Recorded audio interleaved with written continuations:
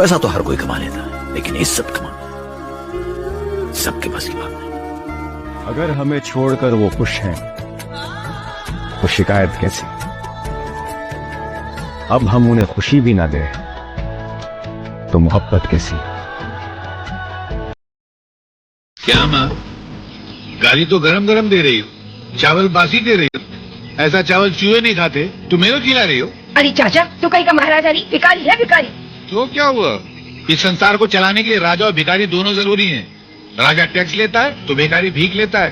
राजा महल में राज करता है तो भिखारी तुम्हारे दरवाजे पे आके फरियाद करता है। राजा इंसाफ करता है तो भिखारी बासी खाना साफ करता है। तुम्हारे दरवाजे पे आके अगर मैं भीख मांगता हूँ ना, तो तुम मेरे पे एहसान नहीं करती हो, मैं एहसान करता हूँ।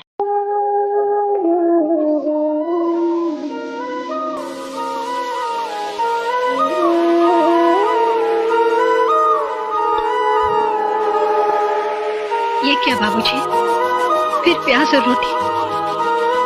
सब्जी दाल खाना तो कई दिनों से भूल ही गए हैं आप। कई दिनों से आप चटनी रोटी ही खा रहे हैं। कहते हैं चादर जितनी बड़ी हो इंसान को पैर उतने ही फैलाने चाहिए, मगर मेरी तो चादर ही छिन गई है। मैं अपने हिस्से का खाना बहुत पहले खा चुका हूं। ये चटनी रोटी भी मैं अगले जन्म से कर्ज लेकर खा रहा हूं।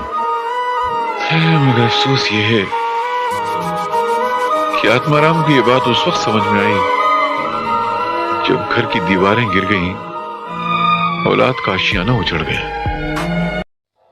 इस फकीर की एक बात याद रखना, जिंदगी का अगर सही लुत्फ उठाना है ना तो मौत से खेलो। सुख में हंसते हो तो दुख में कह लगाओ, जिंदगी का अंदाज बदल जाएगा। बेटे, जिंदा है वो लोग जो मौत से टकराते हैं, मुर्दों से बदतर है वो लोग जो मौत से घबराते हैं। सुख को ठोकर मार, दुख को अपना। अरे सुख तो बेवफा है, चंद दिनों के लिए आता चला जाता है। दुख तो अपना साथी है, अपने साथ रहता है।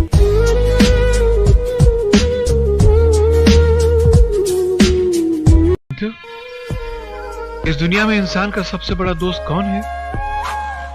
दुख है? इस दुख को इंसान से इतनी मोहब्बत होती है कि हर घड़ी इंसान के सीने से चिमटा हुआ रहना चाहता है।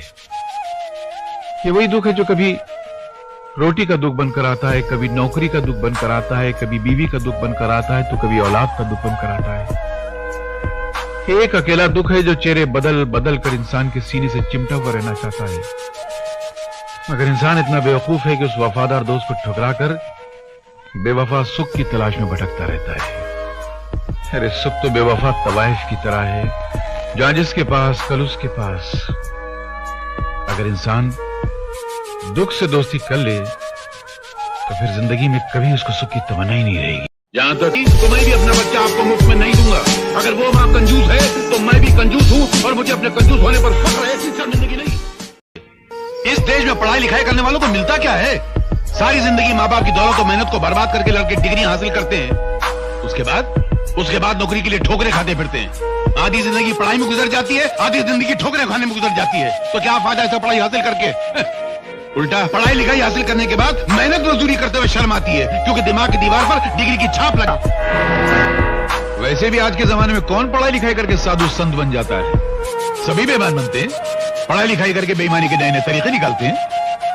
मासी जी एक बात बताऊं, आजकल के जमाने में उसी बच्चे को पढ़ना चाहिए जिसके बाप के बाद दौलत का ढेर लगा हुआ हो, ताकि पढ़ाई लिखाई पूरी करके अपने बाप की कुर्सी पर जाके बैठ जाए और पढ़े लिखे डिग्री वाले नौजवानों को अपना गुलाम बनाकर उन पर हुकूमत करे। इसीलिए मैं अपने बेटे को अपनी यूनिवर्सिटी में पढ़ा रहा हूं, ताकि बड़ा होकर किसी की नौकरी नहीं करेगा, अपना बिजनेस, अपना कारोबार खुद करेगा, अपने दिमाग के बल पर, अपनी उंगलियों की ड्यूटी पे। हाँ। तो ड्यूटी वाले बाबू जरा एक बात तो बताना, क्या? पिछले महीने मंत्री महोदय जब दौरे पे निकले थे तो कदम कदम पे उनकी रक्षा के लिए पुलिस फोर्स वाले खड़े थे। हाँ। और तुम जनता का जोखम लेके निकलते हो, पैसे लेके निकलते हो। पुलिस फोर्स तो एक तरफ, एक सूखा मरा हुआ हवलदार भी तुम्हारे साथ नहीं है। मंत्री महोदय तो बैल की तरह मुस्टंडे हैं और तुम सूखे मुरझाए हुए खजूर के पत्ते की तरह हो। क्या ये सरकार की बेईमानी नहीं?